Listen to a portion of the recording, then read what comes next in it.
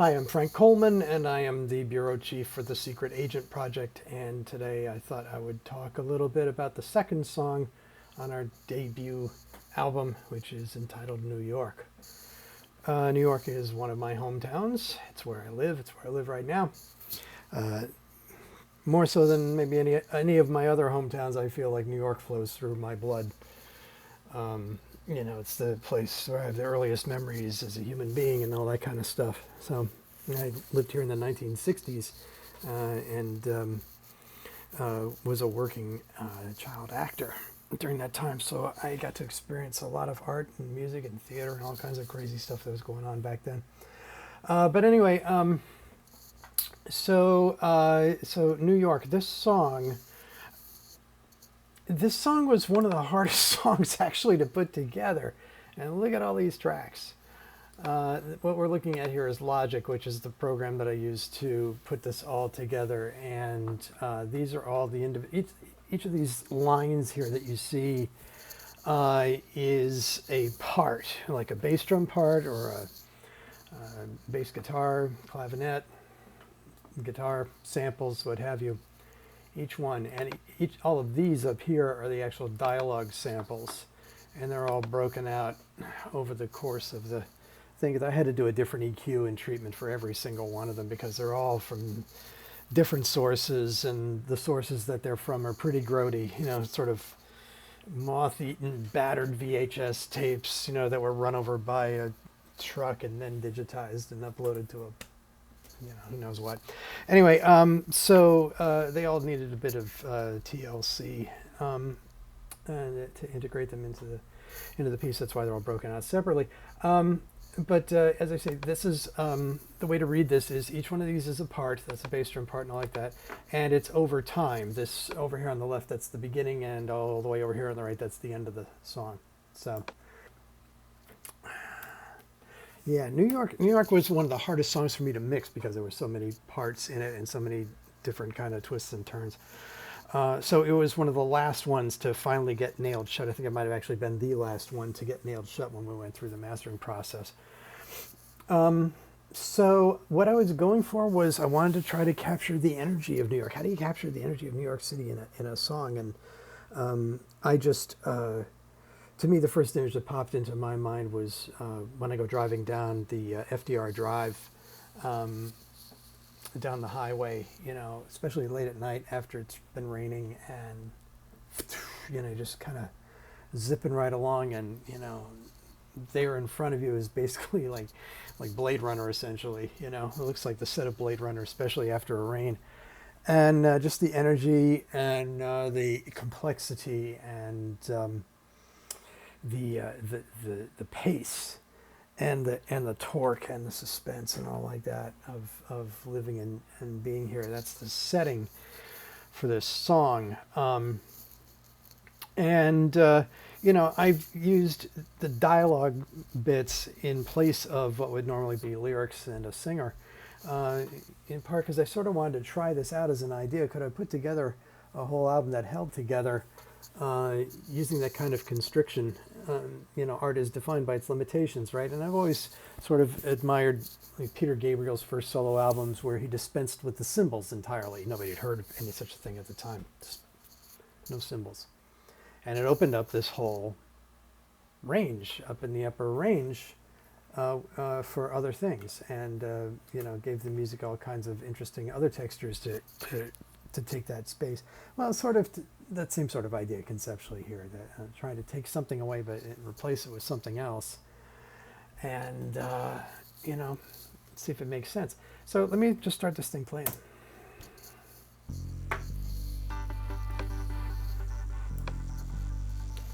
And down here on the bottom is the mixer, and these are all the tracks that we're looking at here.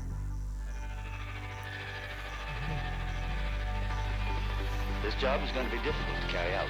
It's important. So be careful, will you? And don't forget that at this moment, the future of humanity depends on your mission.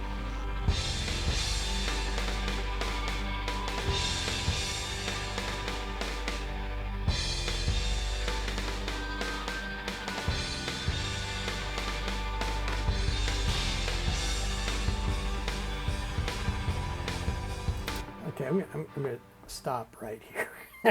Try to give you a little bit of the lay of the land here. So I covered some of this stuff in the first one of these about Caracas, about the general layout and how you go about doing things in Logic. So I won't recapitulate that entirely. But the idea is that you put together all the parts for the song, all the drum parts, all the bass parts, all the guitar parts, strings, what have you, and each one of them you have to sort of subtotal, bring down into, not, finally it all gets mushed together, but before you get to that stage, there's a stage in between where you kind of bring them all together so they're categorized together. All the drum parts are all together. You know, they're maybe all individual up here, but you bring all the related parts together here, and all the bass parts and all the horn parts and all the guitar parts and any vocals. And so you sort of submix them so that as a group you can proportionally mix them together over the course of the song, and then all of that gets put together and out to the final thing. So because there's no way a human being could have 128,000 fingers to do all of these things, all of these faders and all the changes that happen over the course of the song, one by one. you have to group them all together at the end. Over the course of each one individually, they may have their own little quirks and little parts that are dictated out, and maybe some envelopes that open up. Maybe the sound is going to go from left to right of this part and stuff like that. You can automate those kinds of things so that they happen every time once you get them just right. That's the benefit of working with digital recording technology as opposed to analog. You can put a change in, and you can do non-destructive editing. That's it in a nutshell. The notion of non-destructive editing is the key differential between the analog age and the digital age. Now you can edit stuff to your heart's content. You can always go back. When you were working with analog, you had to commit to it. If you're going to take a chance, you're working with the real, genuine article, of which there was only one frequently. So I love the analog age. That's not meant as any kind of diss towards that, because I grew up cutting up my own tape loops and with a Moviola cutting 8mm film and stuff like that. So to me, that's like the real deal. And, in some ways, having the digital stuff is almost, too many choices a lot of times. And, if the world is your oyster, then, at some point, you can get overwhelmed. I find that having faster technology, having more, better, this, that, all these possibilities doesn't necessarily mean that you're going to finish any sooner. It just means that you're going to get to try out more things, try out more ideas. But that in of itself is a great thing. Right? I'm all about ideas. Everybody that I work with, I'm all about generate as many ideas as possible, and that way you have a richer set to pick from. The really good ones will float to the top, hopefully. Anyways, that's that digression about that. So what we have here is, I'll give you the 5-cent tour. At the top, as I mentioned before, let me just close this up here. At the top, we have all the dialogue samples here. And these all end up on the audio sub. You can see over in the left-hand corner there. And then these are drum set parts. This is actually my drum set and me playing it. But all the parts, I should amend that. I covered this somewhat in the last video too. Whenever I go in for a session, I always take samples of my own drum set at the end. And so I have multiple encyclopedias of me playing my own kit in all these different settings. And I've got like playing with brushes, playing with sticks, playing with mallets. So I've got an encyclopedia of me available to me, at my fingertips, without having to go back to the studio and pay lots of money and, set up all the mics and lug all the crap up flights of stairs, et cetera, et cetera. I've done all that. I got the benefit, the fruit of that labor at my fingertips. So let's take this from the top. Let's see.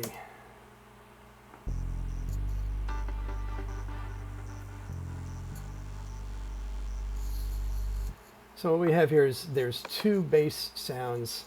There's this thing over here, which is a one bass sound. This is the other bass sound. We just do what's called soloing, so you just hear just this one. It's more like a natural bass guitar sound. And then with it is a synth bass sound.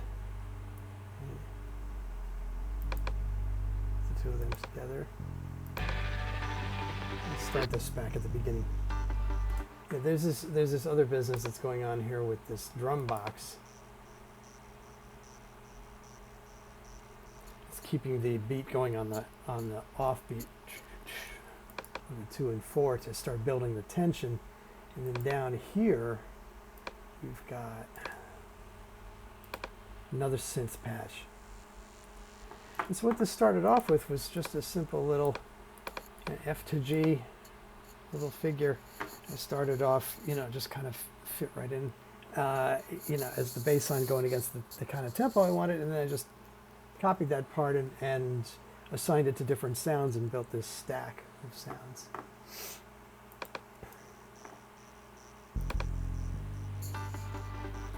Yeah, and then there's this thing, this telecom sound. This to me, like, just kind of epitomized that feeling of driving down the FDR Drive and the lights kind of go.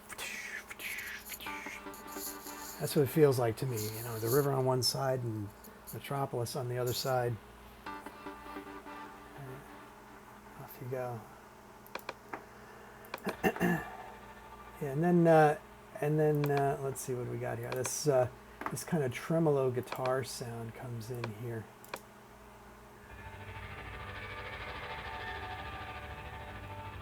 And I will freely admit that this is a nod to Midnight Oil and a song called Only the Strong.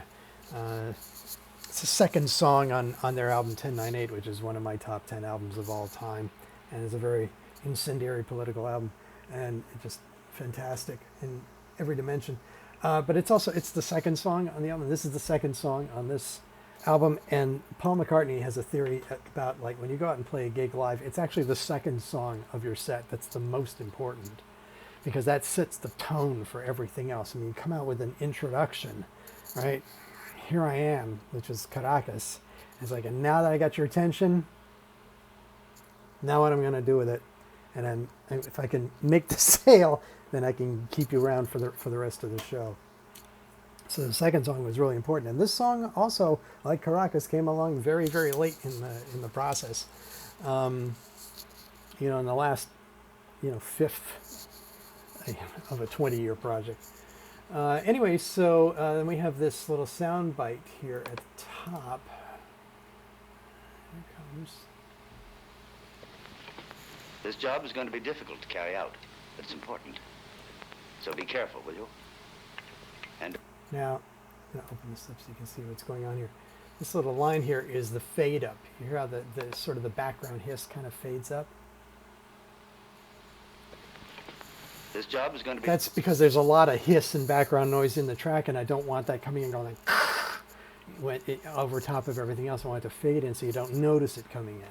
Let me unsolo this and put it in the context of everything else, and you'll see what I mean. From the top. Just kind of feels like the air sort of opens up as opposed to being like... Here it comes. This job is going to be difficult to carry out. See? It's important. See the rest of the music. The rest of the music kind of there's a long delay on that patch, obviously. The rest of the music covered over that hiss. There's a lot of these types of tricks are the bread and butter of doing this stuff. So anyway, yeah, the future of humanity depends on your mission. Off we go, folks. Important. So be careful, will you? And don't forget that at this moment, the future of humanity depends on your mission. Drums.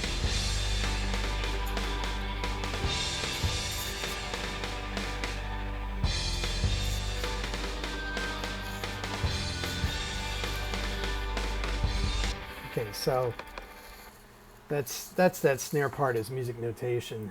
This is it as a piano roll. I prefer using the piano roll, but I play this part, because I am a drummer, so I just sit here just going da da da da da, just like that, and there you go.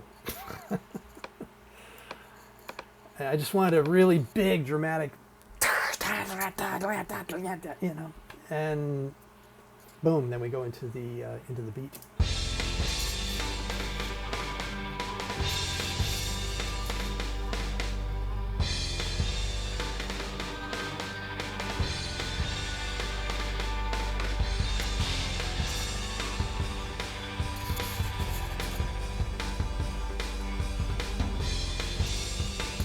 That one tom hit right there, that was the Pete DeFreitas Memorial Tom hit. Do they have anything on you? Who, me? I'm just a simple country boy.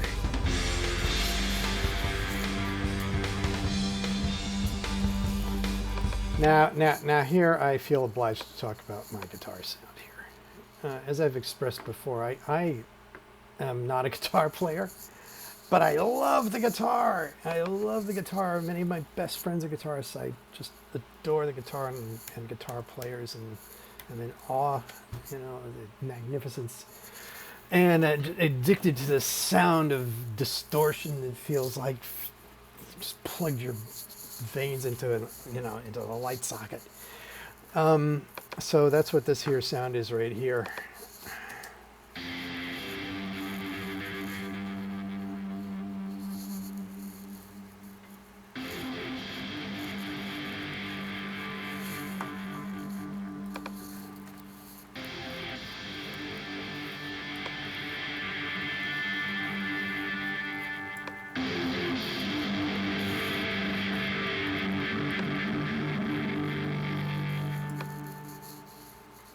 Yeah, so what that is this very simple part with a whole big stack of effects on top of it. The sound in the first place comes from this little sample. I'm going to turn off the effects so you can just hear what the basic naked sound sounds like. Right? It sounds like this.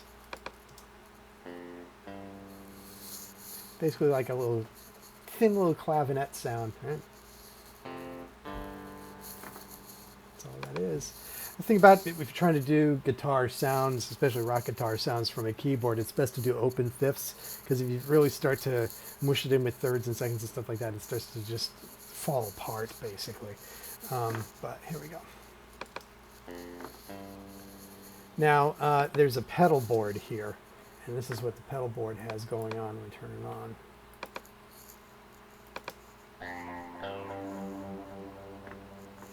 This has got delay.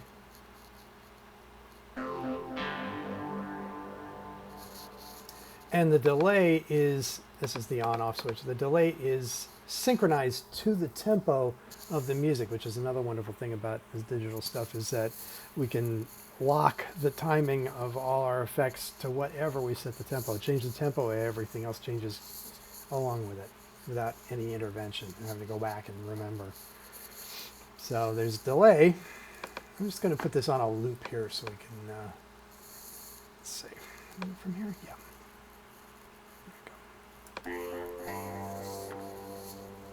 There's delay. I'll turn that off. That's a phaser flanger. This is a booster right here. Treble booster, right? Flanger. One more time. Flanger sounds like you're inside a jet engine. And delay. To it.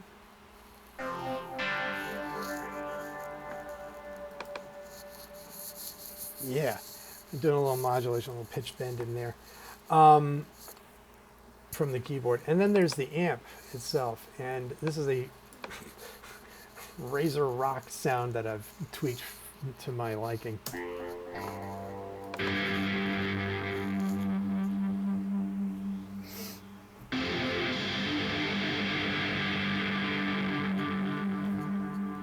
And it's using a turbo head and a turbo 4x12 stack, which basically they're showing you a little picture of it over here with a condenser 414 mic on it, right? That's essentially where you start with, and then I start tweaking with the presence and the, all the rest of it. So, and then I left myself the option of kicking in a chorus. But I didn't really need it because the flange and the pedal board takes care of that. So anyway, and it just sounds like this great howling feedback thing, especially when it's all mixed together. Boy.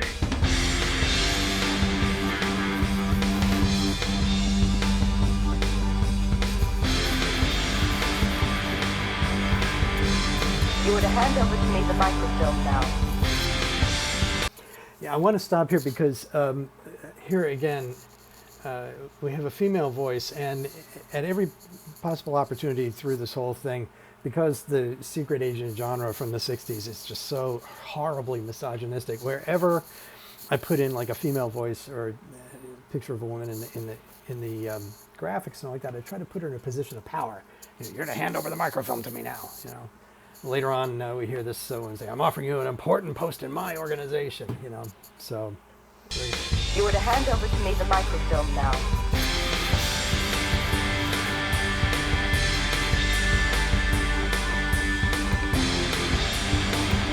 So you have a laboratory?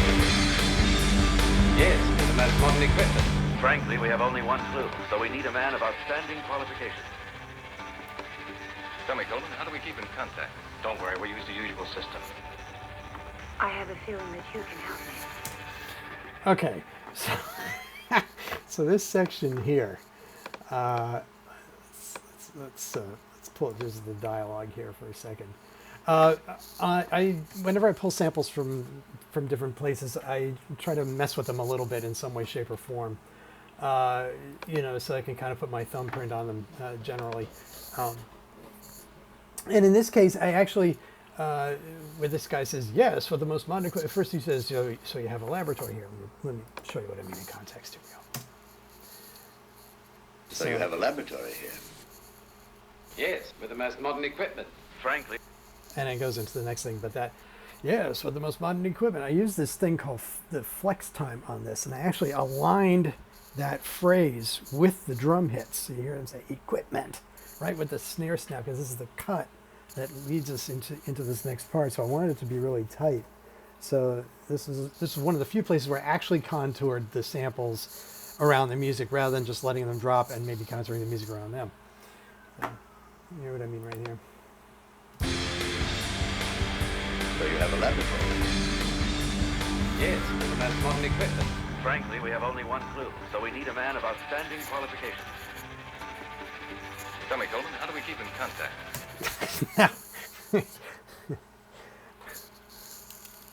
Frankly, we have only one clue. Yes, that would apply. I think most people would agree to the pick your favorite government agency. They only got one clue. So they need a man of the most outstanding qualifications. And then I found this sample just totally by accident. I think it was in Michigan to Caracas. I pulled quite a few samples from there. I'd have to go look it up, but where the guy says, "Tell me, Coleman, how do we keep in contact?" And I kind of like, what? I have to put that in. So we need a man of the most outstanding qualifications. Tell me, Coleman, how are we going to... We're just going to use the regular, same old system. And then the femme fatale comes and goes, "I think you can help me." So you have a laboratory? Yes, with the most modern equipment. Frankly, we have only one clue, so we need a man of outstanding qualifications. Tell me, Coleman, how do we keep in contact? Don't worry, we'll use the usual system. I have a feeling that you can help me.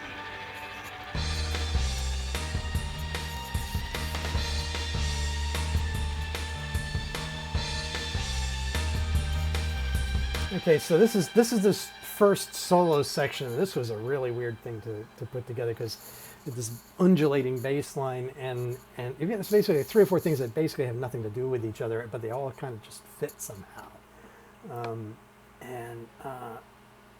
I think it started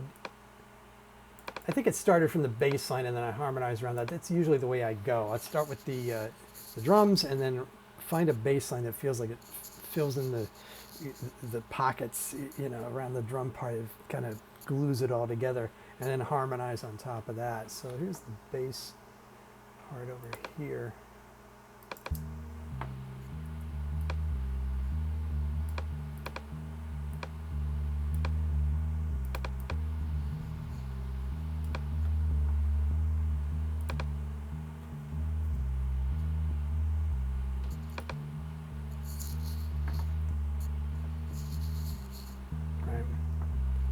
And it's a 2-part solo. This is a whole different section that comes up right here, which we'll get to in a minute, because everything changes right there.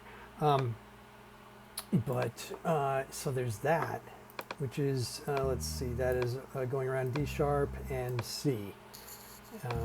Yeah, D sharp, D, and C. And then we've got this business here, what is this?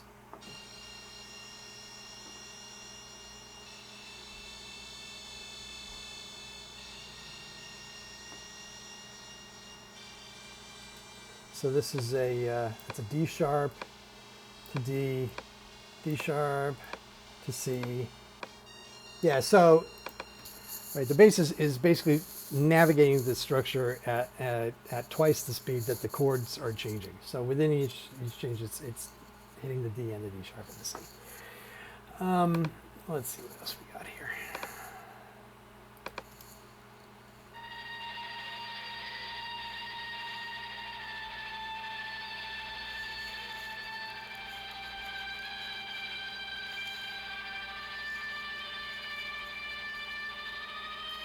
Yeah, and this is just a lead part I played on the keyboard with this sound, which is A sharp to A, which is the fifth of D. You know, so I'm just kind of doing a little descending thing here around that. That sound is a whole big stack. I think we'll leave that to future archaeologists. And let's see what else we got here.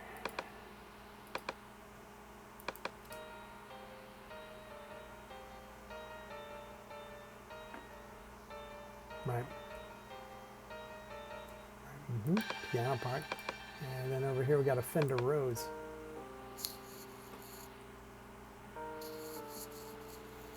Right. What you have when you put it all together is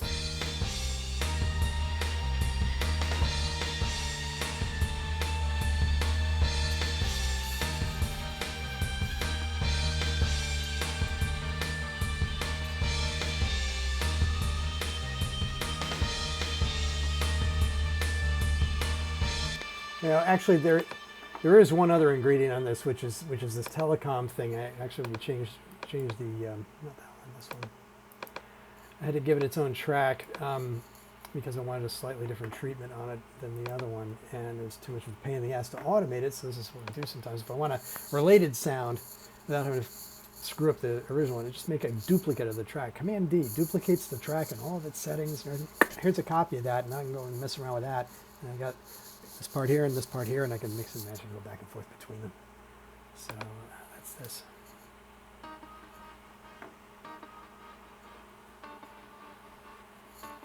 See how this is following the chord pattern as opposed to the other one in the A part of the song, which is more like an ostinato.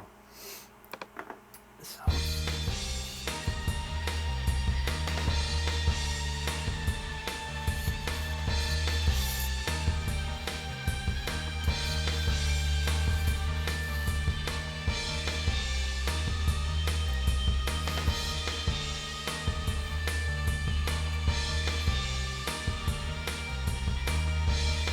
It all fits together.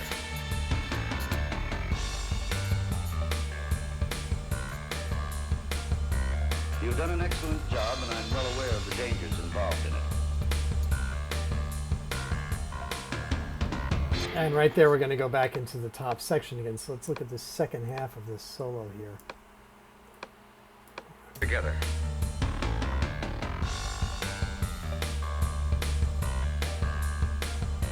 You've done an excellent job, and I'm well aware. Now, my favorite part of this whole thing is the clavinet, because this is such a 70s sound. This is like total cop show clavinet. In fact, I think the patch is called, no, this is the Crunchy Clav, but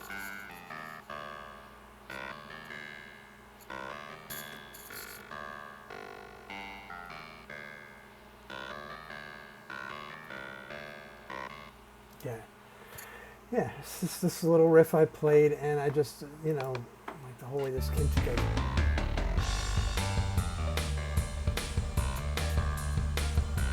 You've done an excellent job, and I. This comes back later. It's being mirrored in the bass, as you can hear. They're doing it in unison, and this sound bite over top of it. You've done an excellent job, and I'm well aware of the dangers involved. I figure if nobody else thanked me, I could at least thank myself for putting this whole friggin' thing together. I'm well aware of the dangers involved in it. Here we go. I'm offering you an important post in my organization. A secret organization with a strange name. I'm offering you an important post in my organization. A secret organization with a strange name.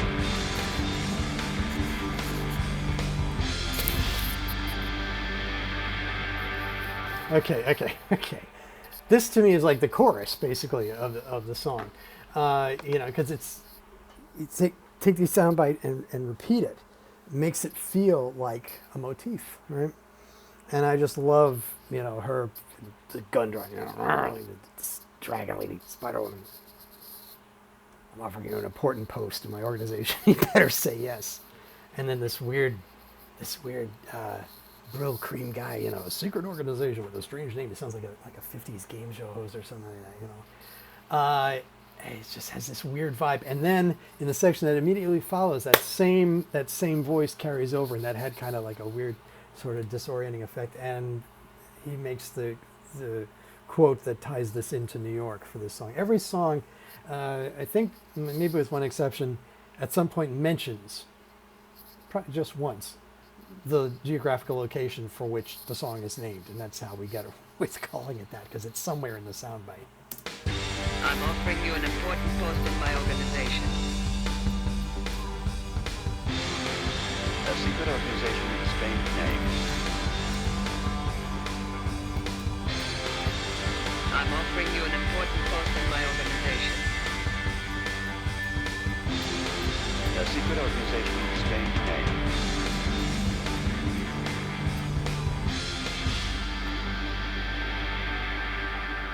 The ship will sail for 6 days before it arrives in New York. When their plans will fail, then we can all sit back, relax, and watch TV again. I mean, you know, how could I not use that? The ship will sail for 6 days before it reaches New York. Then their plans will fail, and we can all relax and go back to watching TV again. You know, there's sure is a lot of people in this country right now that sure like to be able to relax and go back and watch TV again. Yeah, guitar solo, right? All these guitar parts got added last to this thing, pretty much in Caracas in this one, and St. Petersburg, and later on in Berlin. Yeah, I think that's it. Yeah. All got added at the tail end because I wanted the project to be to have that rock energy without necessarily being rock.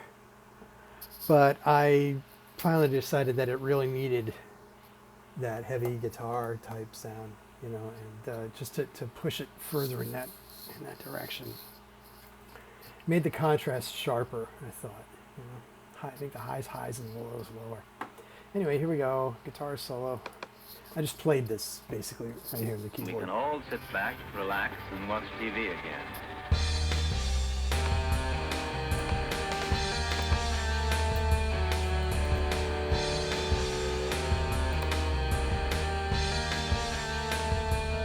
That's not it.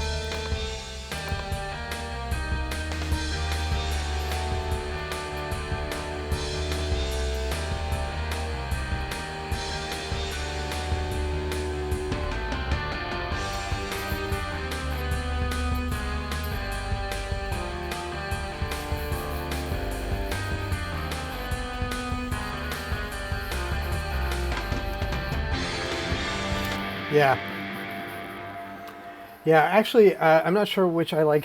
I think they're both kind of my favorite, but in some ways the bass sound is actually my favorite part of this section right here. Because it's actually a mix of the other bass sound that I had, and I mixed in a little bit of that clav, and it's just got this, the clavinet, and it's got this snarling, almost Rickenbacker-like sound that I just freaking awesome.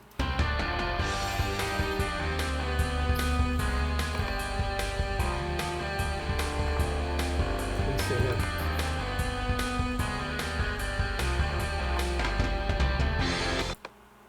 Put it back up a little bit. Hang on.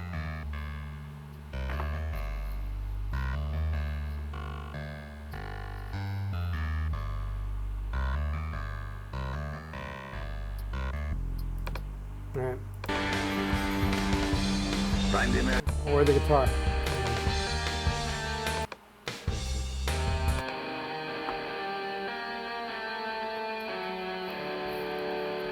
I really heard that now, this point down here.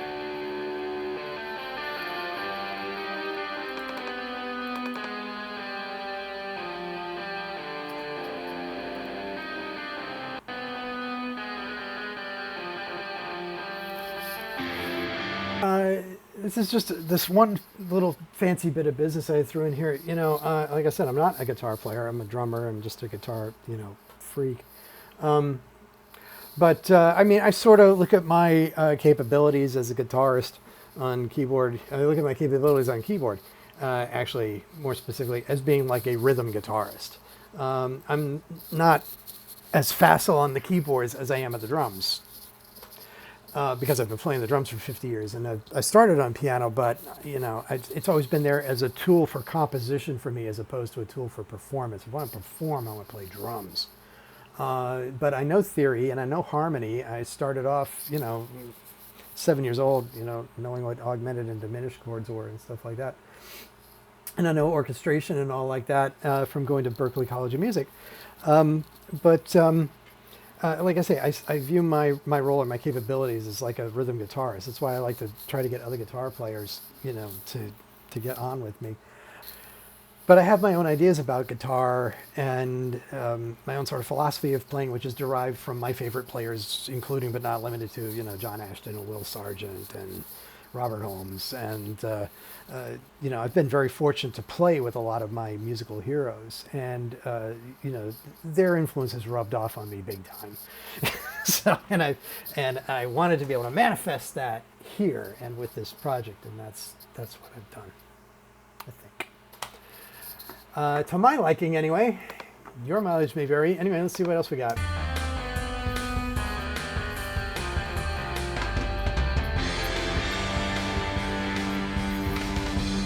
I'm the American agent, but you have to be careful. And I know one of you has been in contact with the CIA. The way we took care of that guy, no one will ever find him.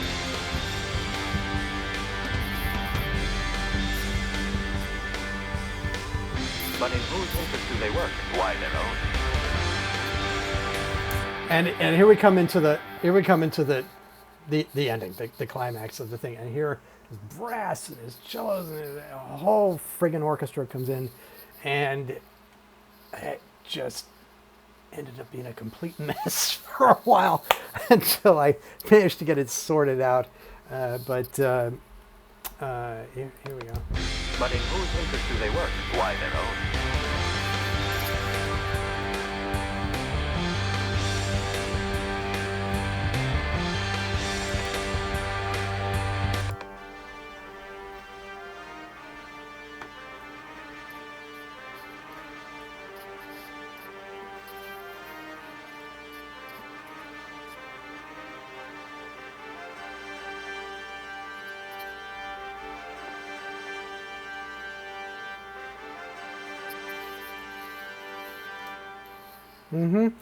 So that's the horn part right there. Let's see what else we got.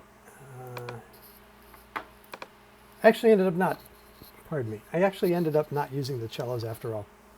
I felt they ended up being a little too cluttered. As I mentioned in the previous video about Caracas, after this project was over and wrapped up and sent off, I finally managed to purchase the Bernard Herrmann sample library, which is absolutely glorious, amazing orchestral samples. And, you know, the patches, they come with Logic. These are all the stock patches that I tweaked to my liking and all like that. They're not bad at all. They're perfectly, you know, representative and all. But next album is going to have some strings and some horns on it. Anyway, here we go. But in whose interest do they work? Why, their own.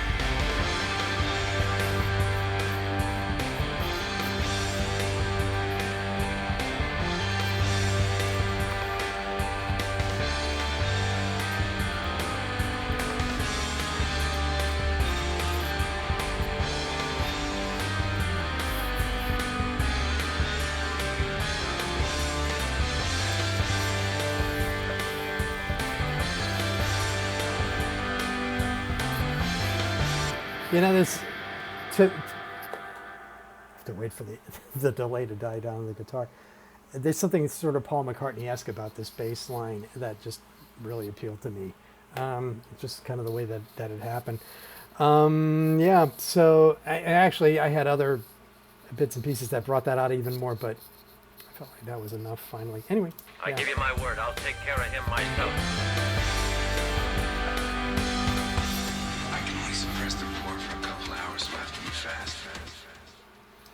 Yeah, that last sample, I can only suppress the report for a couple of hours, so I have to move fast. Fast.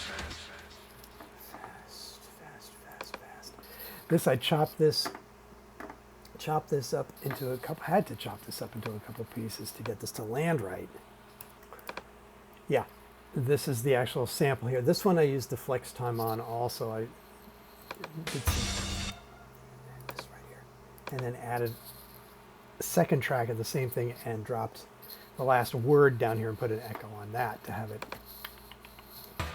I can only suppress the report for a couple hours, so I have to be fast. Yeah, that's New York. Yeah, it's one of my favorite songs on the album, even though it had a very difficult childbirth. But I really felt like I hit a lot of the notes I wanted to hit, and got the atmosphere I was looking for, and the larger context of this whole project was just to show the world what I'm capable of and where my head is at and where my particular vision is in this context for this concept. So the next one is St. Petersburg, and that's also one of my favorite songs on the album. It's a very simple, cyclical sort of thing, but it's not about the notes, it's about the tone and the mood and everything, and that's next. Thanks for listening.